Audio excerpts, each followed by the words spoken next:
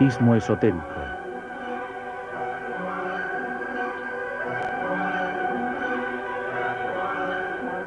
El mito, lo sagrado, lo oculto. Una serie ideada, escrita y dirigida por Marco Dolcetta. Las raíces esotéricas del nacionalsocialismo, islam, budismo, hinduismo y masonería. Para el nazismo, el mundo islámico representó una base segura de apoyo logístico y estratégico. En Siria, Egipto, Irak y Líbano, Hitler era popularísimo, y no es casual que al final de la guerra muchos alemanes se exiliaran allí. Pero sobre todo China, con sus tradiciones esotéricas, tuvo importante influencia en las prácticas secretas de los nacionalsocialistas que conocían bien el Tao, la Nia y la geomancia.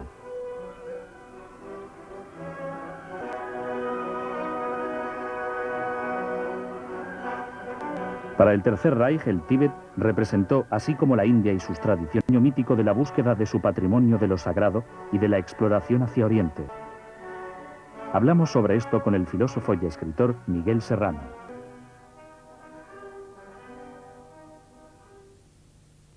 Señor, usted fue embajador de Chile y estuvo en India entre 1953 y 1962. ¿Cómo vivió aquel periodo? 1963 a 1962. ¿Qué te retiene ahora de su experiencia? ¿Qué fue más significativa? Fue una gran experiencia. Mi ida a India, usted me pregunta por los símbolos, tuvo que ver directamente con estos símbolos. Es decir, fui a India en busca de una explicación a la mitología de mi propio y las leyendas de los pueblos aborígenes de mi propio país. Además, en conexión con mis ideas, con el literarismo. Iba en busca también de las entradas secretas a un mundo paralelo, digámoslo así, que se decía que estaban en India, o que había en India estas entradas. Mis intenciones eran llegar al Kailas, y casi lo logré, pero ya estaba en poder de los chinos, y las peregrinaciones que se permitían era solo a los hindúes. ¿Y usted por qué estaba en búsqueda del Kailas? Porque, según información obtenida en Chile, en el Kailas existían antiquísimas órdenes iniciáticas en cavernas dentro del mundo. Los hindúes podían ir en ese periodo, los chinos permitían peregrinaciones hindúes. También estaban todavía los órdenes de que habla usted. Era una cosa muy secreta que ni los mismos hindúes lo sabían. Pero había una conexión de Chile con esos puntos, ciertas personas de Chile, y me atrevería a decirlo que también de Alemania. Usted sabe que Adolf Hitler tuvo un contacto muy estrecho con Sven Hedin, explorador sueco de los Himalayas, de los Transhimalayas, a comienzos de este siglo. Y hay libros muy interesantes de él que son los más importantes sobre esas regiones. Los Himalayas se llama precisamente los Transhimalayas. Hitler tendía, con Sven Hedin, encontrar las rutas, algunas rutas cortas, más directas, entre la Europa central, Berlín, por decirlo, o Berchtesgaden, y el Tíbet. Su experiencia fue no poder llegar hasta el Kailas. Me fue imposible llegar. Lo intenté por todos los medios. Estuve en Kalimpón, en Almora, que son caminos, la ruta precisamente Almora de los peregrinos que van al Kailas, porque el Kailas hace poco se ha hecho un programa en la televisión mundial sobre una expedición al Kailas, ahora ya se permite. El Kailas es un monte sacro tanto para budistas como para los hindú. Para los hindú es la sede de Shiva y su esposa Parvati. se desposan en la cima del monte y de ahí descienden los ríos sacros, el río invisible especialmente. Para los budistas tántricos como los lamaísmo, es la sede de Buda, el liberado. Ahora tienen ancora este orden, hay ancora órdenes de monjes allá. No lo sé, no podría decirlo, me atrevería a decir que sí. Claro que lo que nosotros perseguíamos y buscábamos no era una cosa puramente material, exterior, era una cosa simbólica. Son las entradas, usted ha leído el libro Bestias, Hombres y Dioses, de Ossendowski, que fue el primero que habló del rey del mundo y de Lagarta, y luego René Guénon, en su libro Rey del Mundo, pero René Guénon sitúa a Lagarta en un mundo subterráneo, porque ya después con la entrada, digamos, a lo que llama el Kali Yuga, o sea, la época más oscura, los centros espirituales que antes estaban visibles en la superficie de la Tierra se desaparecen, se sumergen. Y esto pensamos nosotros, y creo que también lo pensaba Julius Evola, es con la pérdida de Hiperbórea, la desaparición del mundo de Hiperbórea en el Polo Norte, el continente polar, se produce toda esta catástrofe. Luego viene la civilización del desierto del Gobi, que a su vez desaparece, y luego se crean se descienden los arios, los hiperbóreos, hacia los Himalayas, y es en los Himalayas donde precisamente fundan estas ciudades dentro de los Himalayas, que son Agartha y Shambhala.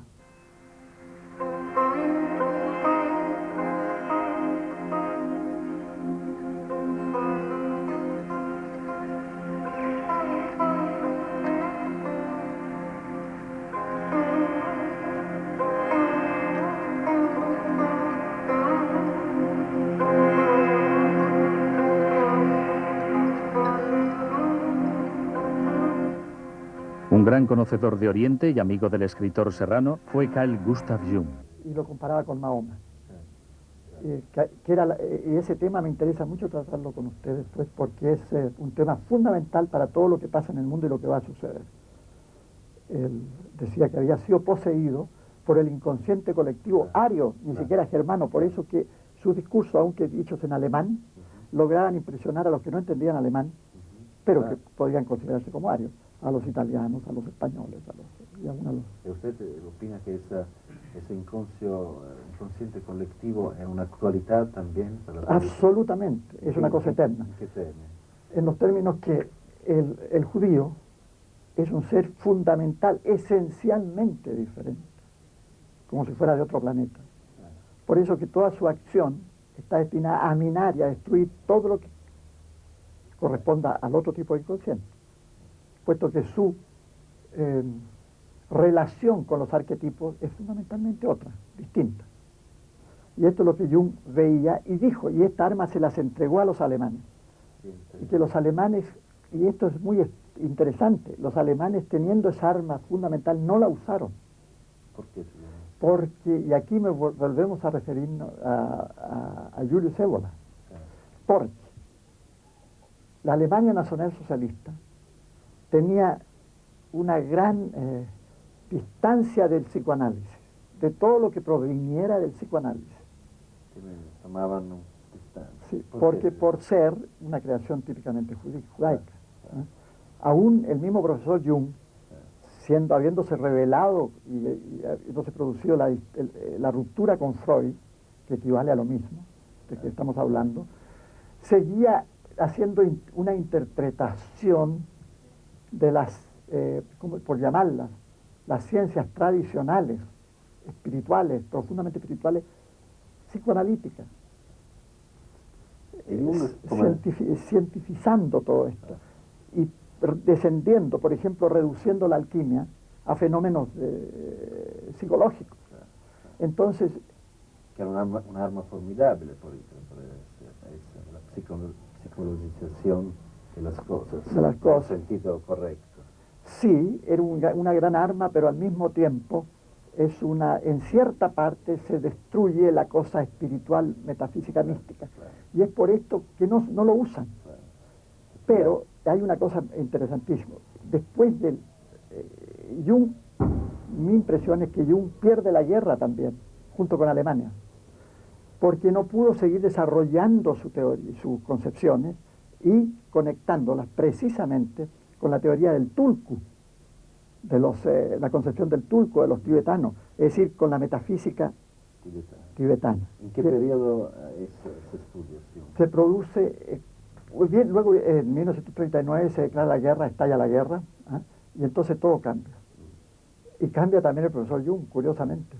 Comienza ya a colocarse, a matizarse, a ubicarse, a arreglarse, y comienza a desaparecer en su obra las teorías del inconsciente colectivo, de tal manera que hoy día usted no la encuentra en ninguna parte, salvo en un libro publicado en Argentina, El yo y lo inconsciente, en 1939. Allí está, Ahí el único. está. Todo lo demás, él, su gente, sus oyentes, lo hicieron desaparecer. Y Jung, lo más extraordinario es la visión que él tiene del fenómeno, justa, formidable, precisa, como la tienen algunos escritores franceses y suizos de la época, como el autor de L'amour et l'Occident, Ruy de Meaux. Y gente que analizan desde este punto de vista más o menos lo que está, el fenómeno alemán. Y el profesor Jung tiene, cuando Alemania pierde la guerra, tiene 3 ataques al corazón, uno tras otro. Porque él vio que el mundo se le desmoronaba, que venía encima, que se acababa todo, que se acababa la obra de su vida. ¿Por qué? Porque lo que ganaban eran los judíos. Él ganaba Freud. Al igual que amplios sectores nacionalsocialistas, Carl Gustav Jung estudió durante años las tradiciones sagradas del mundo entero. Creó un sistema simbólico de los análisis y la síntesis que durante un periodo fue similar al del Tercer Reich. Para Serrano fue por lo tanto un compañero de camino que luego se alejó de él. Necesitaríamos más tiempo para conocer bien los rituales secretos que confluían en el gran recipiente donde se quemaba el incienso sagrado que ascendía a los uniformes negros e inquietantes de las SS. Este camino de transmutación puede ser el Tantra, la filosofía Tantra, la yoga Tantra, que creo que también la practicaban los SS. Pero el camino de iniciación, por lo demás la India, hay que preguntarse qué es la India, de dónde le llega a la India la sabiduría de la India. Cuando yo estuve en India buscando lo que ya les he explicado, me encontré con una obra extraordinaria de Tilak. Tilak era un filósofo, fundador del Partido del Congreso, con Gandhi, Nehru, ¿no? Y un investigador muy serio. Y me encontré con un libro de él que se llamaba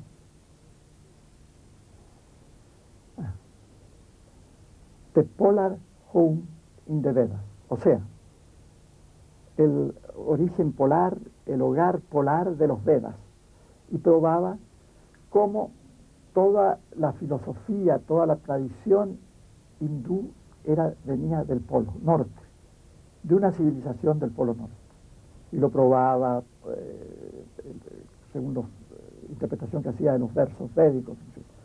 De tal modo que se puede decir que los conquistadores de la India son los antiguos hiperbóreos, que después de fundar, cuando desaparece ese continente en una catástrofe y se desvía el eje del polo, etc., pasan al desierto del Gobi, que no era desierto, y crean una gran civilización cuyos restos se han encontrado. El profesor Wirth ha hecho estudios sobre eso, y cuando desaparece esa civilización misteriosamente, y esto es muy importante, porque todo lo que el Génesis es el único libro interesante de la famosa Biblia, porque pareciera ser un documento antediluviano, que ha sido traspolado, cambiado, falsificado, se refiere en gran parte a la emigración y a la peregrinación en el desierto del Gobi. La estatua de sal, todo eso, se destruye esa civilización, se puede decir una explosión atómica, por decir algo, no sabemos.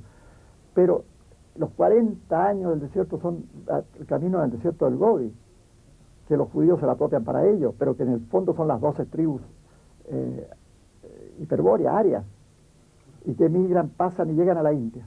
Y en la India fundan ciudades como la Shambhala y Agartha, ya para protegerse por futuras catástrofes. Ahora, esa filosofía hindú es una filosofía polar y por lo tanto profundamente occidental, digamos occidental por decir occidental, pero profundamente blanca, de la raza blanca, aria. Ahora,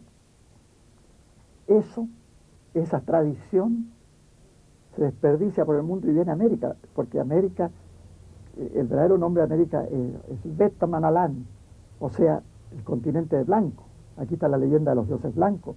Y es aquí donde yo adquiero una iniciación que es polar, profundamente polar, y que me lleva a la India para establecer los contactos. Ahora, debo ser sincero, yo no llego a este tipo de conocimiento antes de conocer el hitlerismo, sino que llego al hitlerismo primero y luego a la iniciación por cosas que ya le he contado, y Italia está muy metido en esto, por un gran amigo y camarada cultísimo italiano, que descubre antes que yo esto en Chile, curiosamente. Estaba él aquí, el agregado cultural, en los años de la guerra.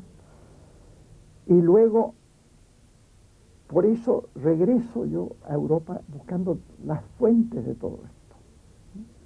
Así es que, y entonces, a pesar de que el hitlerismo me lleva a esto, el verdadero trasfondo del hitlerismo llego a conocerlo precisamente por esta tradición y esta sabiduría antigua.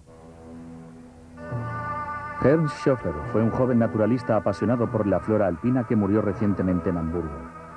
De joven había estudiado en la Universidad de Berlín. Allí se adhirió con entusiasmo a los proyectos de viajes científicos promovidos por el gobierno alemán del Tercer Reich en la sección SS Ahnenerbe. Viajó a India, Nepal y finalmente al Himalaya, y en 1939 fue el primer blanco que tuvo una entrevista personal con el Dalai Lama.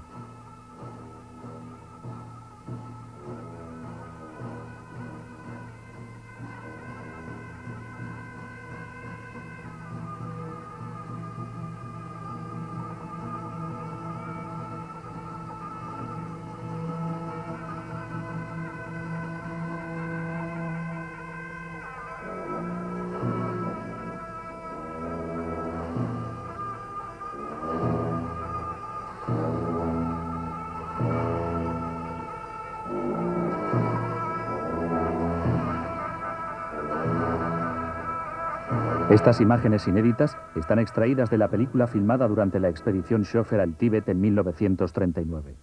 Desde India, Schöffer, otros 4 alemanes y sus guías ascendieron a las sagradas montañas del Himalaya y llegaron a la capital, Lhasa, donde residía el Dalai Lama.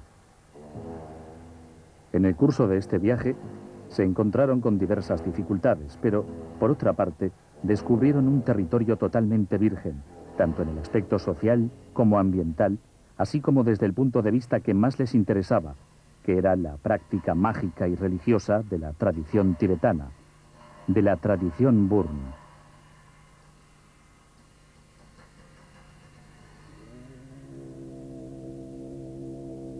Este es el momento más significativo de la búsqueda nacionalsocialista en Oriente. Con el apoyo de Wolfgang Sievers e incluso del mismo Himmler, Schöffer logró, a pesar de las dificultades, reunir para la sección Ahnenerbe, los orígenes de la raza, todos los permisos necesarios. El proyecto era llevar a cabo unos estudios sobre la flora y la fauna del Himalaya, además de comprender algo más sobre las religiones tántricas, las expresiones tribales y el chamanismo que sobrevivía en las tribus Bonpo, anteriores en sus cultos al budismo que, por el contrario, era más reciente.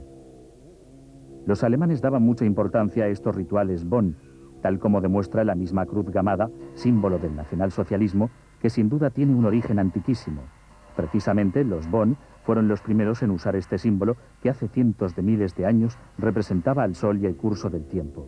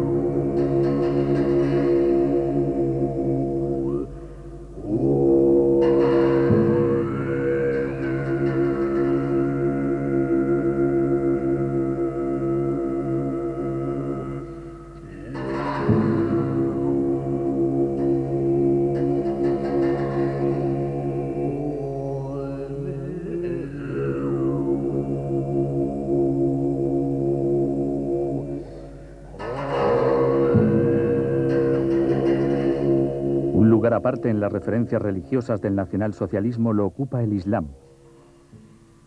Es obvio que por su mensaje antisemita, pero no solo por esto.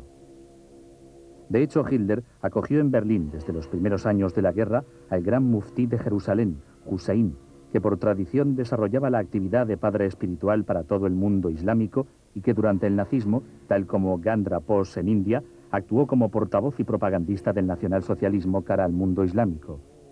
En un documental inédito de aquella época, vemos al muftí pasar revista a una escuadra de las SS a Ashandal.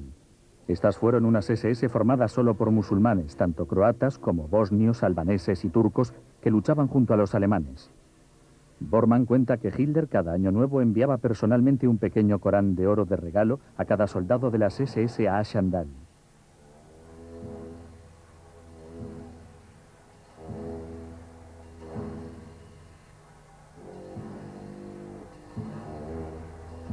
La personalidad más enigmática y turbia del lado oscuro del nazismo fue sin duda la del filósofo Friedrich Hilscher. Fue el impulsor de muchas de las iniciativas secretas y oficialmente desconocidas del nazismo. También fue admirador y amigo de Sun Yat-sen, el revolucionario republicano chino y miembro dirigente de la Tríada. Según se desprende de los documentos encontrados recientemente, el mismo Hilscher y el profesor bávaro Karl Haushofer, teórico de la geopolítica, fueron miembros de la Tríada. Este último era miembro de una sociedad secreta japonesa llamada Sociedad del Dragón Verde, formada por monjes zen guerreros.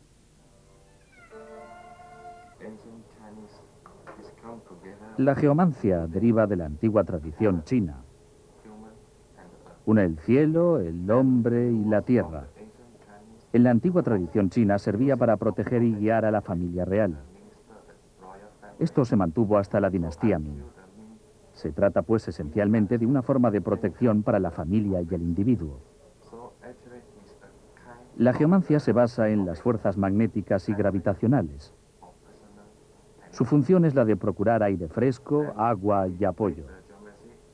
El aire fresco representa la salud. El agua simboliza el dinero.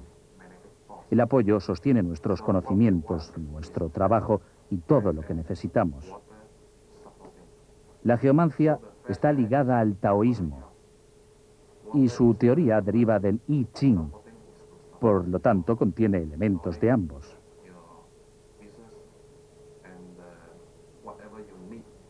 En consecuencia, la geomancia está estrictamente ligada a la religión budista, a la taoísta, e incluye la teoría del yin y del yang y la de los 5 elementos. Sus bases teóricas son el I Ching y el taoísmo. La práctica se desarrolla mediante esta complicada brújula geomántica, el uso de la cual es un secreto que no puedo revelar. La geomancia es sobre todo el estudio de la dinámica de las fuerzas que se mueven en las venas de la Tierra. Con la brújula puedo señalar cuál es la mejor dirección que yo mismo, mi familia, mi tribu o un pueblo entero debe seguir. El verdadero problema es la correcta lectura del instrumento. Hong Kong, corazón de la tradición china, es el lugar donde es más fácil entrar en contacto con los rituales de las sociedades secretas. Hablamos con el sacerdote chamán y también participamos en un ritual de viaje al mundo de los muertos que se celebra hoy tal como hace 2000 años. Este ritual lo realiza la Sociedad de los Puñales, que forma parte de la Tríada.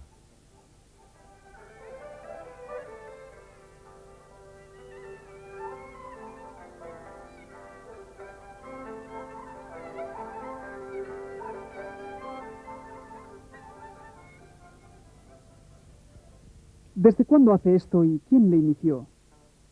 Desde hace casi 20 años. En realidad fue algo muy misterioso. Me encontraba en casa de un amigo y de pronto sentía al dios entrar en mi cuerpo. Caí en trance. Él me poseyó bastante tiempo y se negaba a dejarme. Parecía que me tuviera bien agarrado y que quisiera que yo salvara a los otros. No me permitía trabajar. Cada vez que me ponía a trabajar entraba en mí, me atormentaba y yo caía en trance. Desde entonces él me posee. Hay varias maneras de ser poseídos por el dios. Para algunos es el destino. El dios entra en su cuerpo, sin más, y ellos no pueden huir. Otros rezan y cantan y beben agua que contiene un talismán quemado para invitar al dios a entrar en su cuerpo. Ya que hoy estamos celebrando el cumpleaños de un guerrero, él ha venido simplemente para divertirse.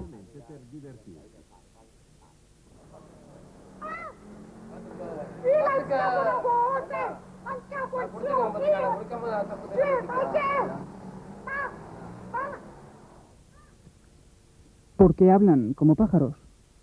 Depende todo del mismo Dios. Al principio, cuando tomó posesión de mi cuerpo, hablaba la lengua eterna, es decir, la lengua de Dios, que es muy rápida y es difícil de entender para una persona normal. Sin embargo, con el paso del tiempo, con los rezos, los cantos y la ayuda de los talismanes, empecé a entender. ¿Qué es lo que pasó exactamente? ¿Usted puede poner a alguien en estado de trance? Depende del destino. No significa que ocurra cada vez que uno lo desea. Algunos nacen con el destino de ser poseídos por el Dios y no pueden evitarlo. Otros invitan al Dios a entrar en ellos con rezos y cantos y usando talismanes. El destino está predeterminado por la fecha y hora de nacimiento de una persona. Si Dios quiere entrar en tu cuerpo y tú te resistes, tu espíritu descenderá. Por ejemplo, si tú te resistes, Él se enfadará y no te protegerá, y los espíritus malignos entrarán en tu cuerpo. Por eso hay quien enloquece, quien se suicida y quien toma drogas. Los que se resisten no saben lo que están haciendo.